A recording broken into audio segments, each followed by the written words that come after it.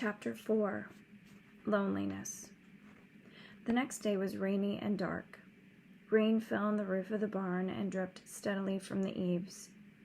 Rain fell in the barnyard and ran in crooked courses down into the lane where thistles and pigweed grew.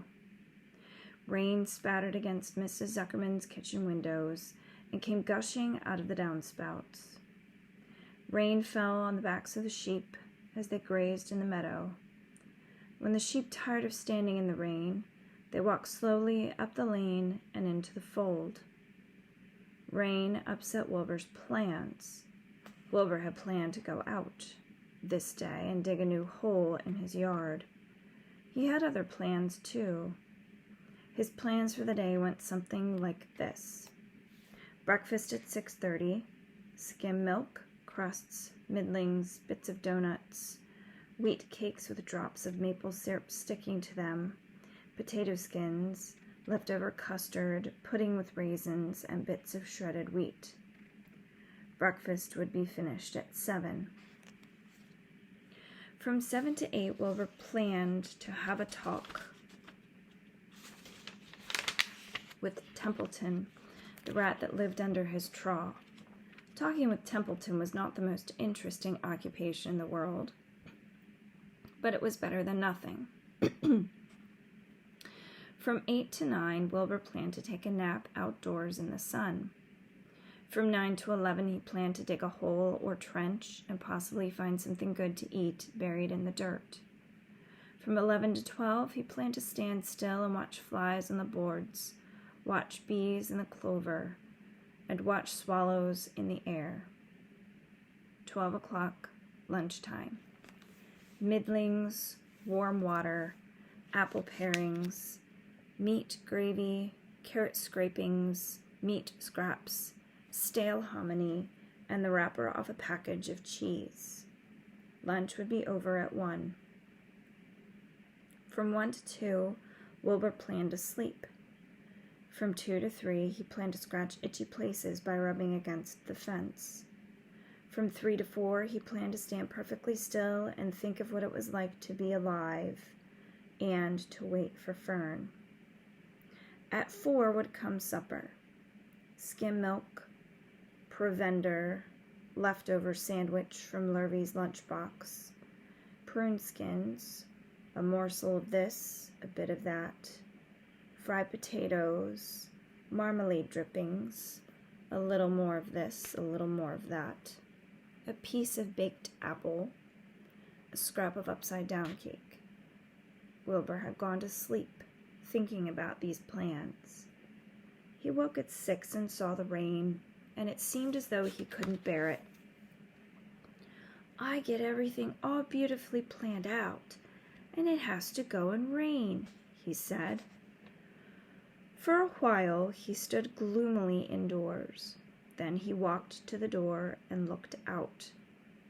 Drops of rain struck his face. His yard was cold and wet. His trough had an inch of rainwater in it. Templeton was nowhere to be seen. "Are you out there, Templeton?" called Wilbur. There was no answer. Suddenly, Wilbur felt lonely and friendless. "One day just like another," he groaned. "I'm very young. I have no real friend here in the barn. It's going to rain all morning and all afternoon, and Fern won't come in such bad weather. Oh, honestly." And Wilbur was crying again, for the second time in 2 days. At 6:30, Wilbur heard the banging of a pail. Lurvy was standing outside in the rain, stirring up breakfast. "Come on, pig," said Lurvy. Wilbur did not budge. Lurvy dumped the slops, scraped the pail, and walked away. He noticed that something was wrong with the pig.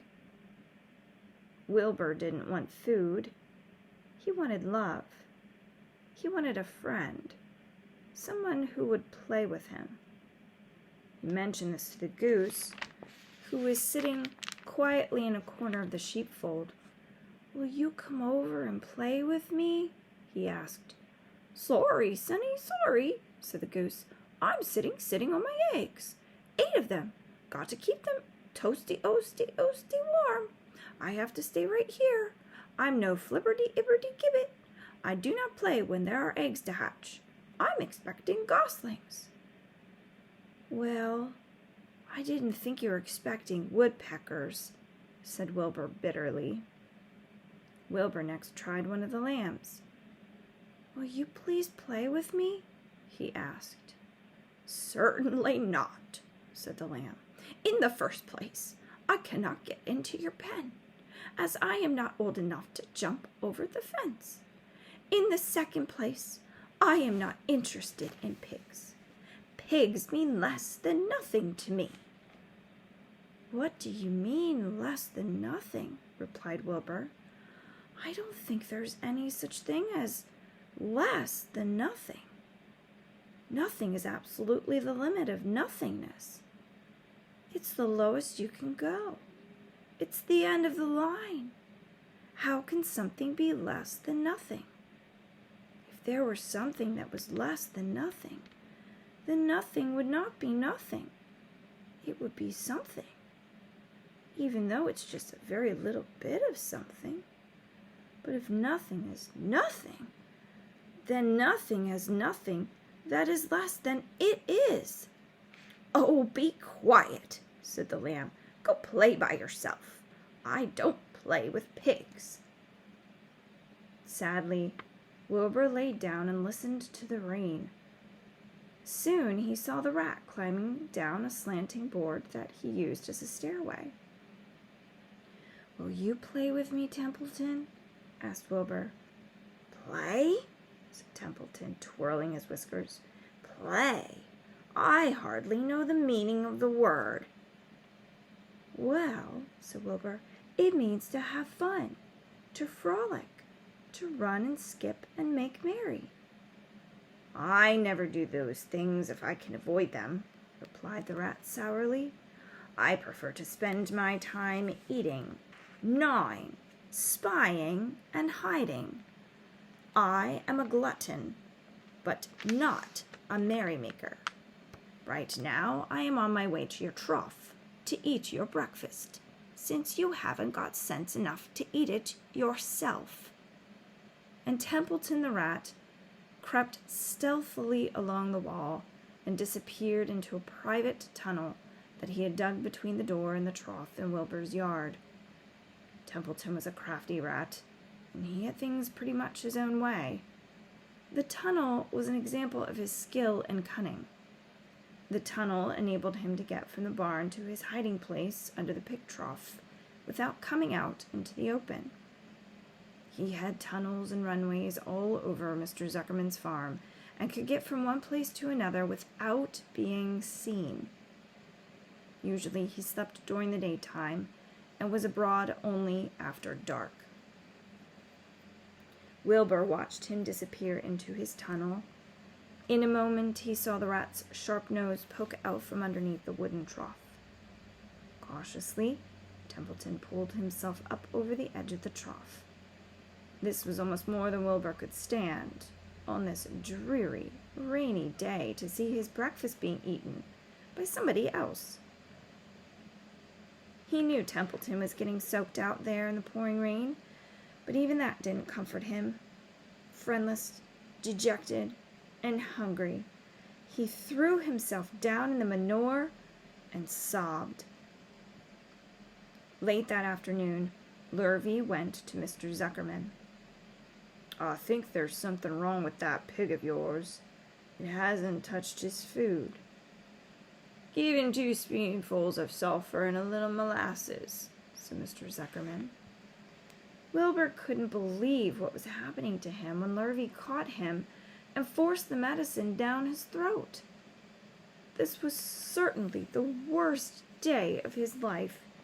He didn't know whether he could endure the awful loneliness any more. Darkness settled over everything. Soon there were only shadows, and the noises of the sheep chewing their cuds, and occasionally the rattle of a cow chain up overhead. You can imagine Wilbur's surprise when, out of the darkness, came a small voice he had never heard before. It sounded rather thin, but pleasant. "Do you want a friend, Wilbur?" it said. "I'll be a friend to you. I've watched you all day, and I like you." "But I can't see you," said Wilbur, jumping to his feet. "Where are you? And who are you?" "I'm right up here," said the voice. "Go to sleep. You'll see me in the morning." Chapter 5. Charlotte. The night seemed long. Wilbur's stomach was empty and his mind was full. And when your stomach is empty and your mind is full, it's always hard to sleep. A dozen times during the night, Wilbur woke and stared into the blackness, listening to the sounds and trying to figure out what time it was. A barn is never perfectly quiet. Even at midnight, there's usually something stirring. The first time he woke, he heard Templeton gnawing a hole in the grain bin. Templeton's teeth scraped loudly against the wood and made quite a racket. "That crazy rat," thought Wilbur. "Why does he have to stay up all night, grinding his clashers and destroying people's property? Why can't he go to sleep like any decent animal?" The second time Wilbur woke, he heard the goose turning on her nest and chuckling to herself. "What time is it?" whispered Wilbur to the goose. Probably 11:30, said the goose. "Why aren't you asleep, Wilbur?" "Too many things on my mind," said Wilbur. "Well," said the goose, "that's not my trouble. I have nothing at all on my mind, but I've too many things under my behind.